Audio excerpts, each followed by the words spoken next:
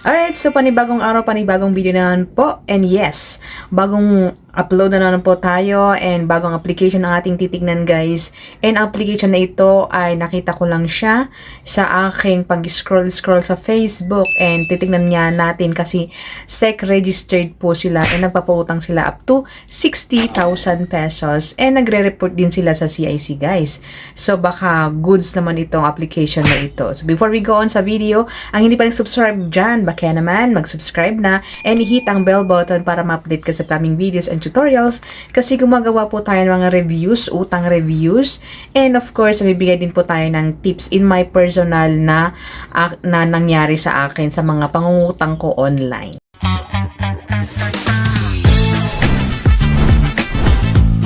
Welcome and welcome back sa ating channel. For today's video nga ay share ko sa inyo ang aking nakita na naman guys. And sila nga ay nagpapautang up to 60,000 pesos ayon sa kanilang ads. And then safe and trusted po sila and long term up to 6 months. So di ba yun ang gustong-gusto naman natin, yung mga installment, hindi siya pa 7 days. So ang application na ito guys ay si Aku-Laku Cash Loan. Yes, meron na silang cash loan. Kung matatandaan nyo guys, ay meron din silang Aku-Laku na installment for pangbayad sa mga pangbayad natin sa mga kung anong bibili natin or kainin natin, ganyan. Pero ngayon guys, meron na silang cash loan. And yes, powered by Street Corner Lending Corporation. So meron po sila sa SEC and nagre-report din sila talaga sa CIC. Kung i-check nyo guys, is meron po talaga.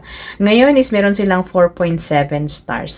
So syempre, share ko sa inyo yung aking pag-process ng jutang dito kasi nga talagang legit po silang utangan and marami silang sinusupport ng mga companies na pautangan like yung Lazada and yung Shopee ngayon. Sabi dito approval rate 99%, 5 minutes fast withdrawal up to 6 month yung tenor niya. So yun po yung gustong-gusto natin, di ba, yung mga pa long term para naman hindi tayo mahirap magbayad. And syempre, kung 6 months yun guys, is malamang sa malamang na installment po siya. Kung makikita nyo guys, screenshot, ayan. So, talaga na-registered po sila sa SEC. So, pagka-download guys is meron sila yung pa-safety verification, yung slide. Parang natanga pa nga ako kanina dito kasi tinatouch ko yung object. Ano ba yan? And then, magpo-provide tayo ng active na phone number and then magse-set tayo ng password.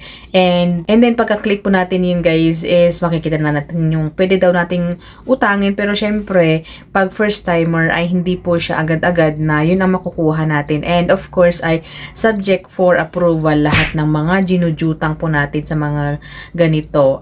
Most especially yung mga legit talaga na utangan. 60,000 pesos and then complete application in 3 minutes. Super low interest, 5 minutes fast disbursa or withdrawal, and then 100% disburse and approval rate.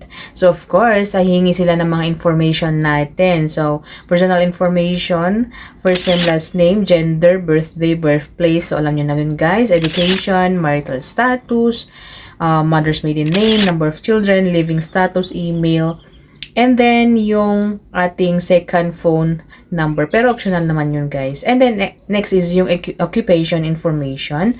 So occupation and then income, mga ganun guys. And then hihingi sila ng emergency contact. So sila nangailangan lang sila ng 2. Ayan. So kabilis mag-apply dito guys. Yun lang po ang hiningi nila. And then next one is yung ID na, pa-ID. So ang ginamit ko sa aking ID dito is yung TIN ID.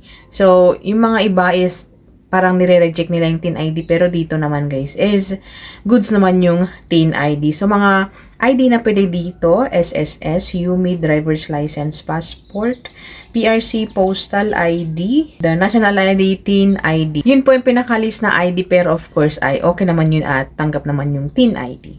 And next one is yung pa-facial picture. Pa-facial na face verification. So kanina ang tagal ko pong trinay kasi kahit try ako ng try dark daw at kahit andun pa ako sa may bintana is dark daw. Pero thankfully na nag-check naman siya. And then after that one guys is under verification na. So mabilis lang naman. So after how many Wala pa yatang 1 minute. Ayan na po. Ayan na po guys, ang aking papakita sa inyo. Oh my gosh, reject po tayo mga kaibigan. So, hindi ko alam. Sabi dito, sorry, your credit application was not approved this time. Resubmit application.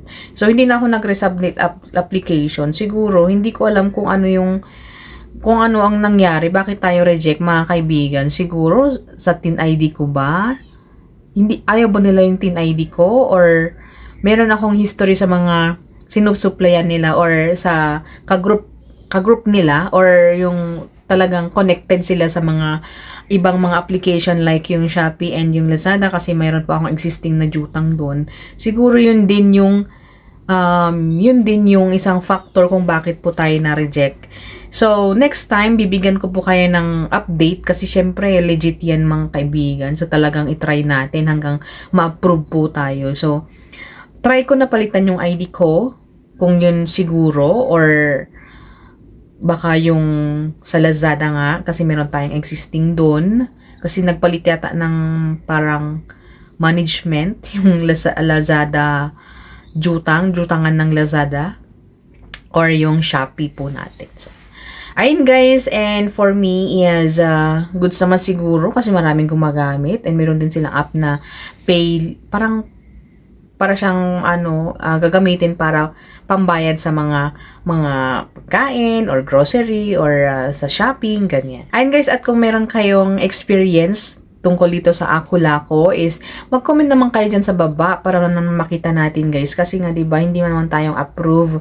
So sa mga approve dyan, i-comment nyo naman dyan kung magkano ang nakuha nyo or kung magkano yung magkano per month kasi nga 'di ba sabi 3 to 6 months pay ganon. And of course is kung okay ba talaga tong jutangan kasi for me kasi hindi ko pa nga na-try pero bakit sinasabi kong okay pero meron kasi silang ibang application and syempre connected sila sa mga ibang mga legit talaga so masabi kong legit din siguro siya. Siguro legit ewan basta legit siguro to. I-comment nyo sa baba guys kasi meron naman sila sa SEC. Ayan. So, i-comment nyo guys. Please, i-comment nyo. Okay? So, ayun. Thank you for watching and I hope na hindi ko alam nakatulong ba to or hindi kasi nga hindi pa natin nakita kung ma-approve tayo o hindi. Pero next time guys, ipapakita ko sa inyo kung magkano ang ating jujutangin kasi hindi ko po titigilan si Ako-Lako.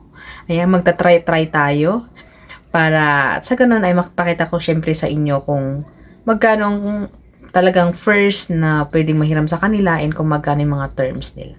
So yun guys, thank you for watching. See you on my next one. Bye!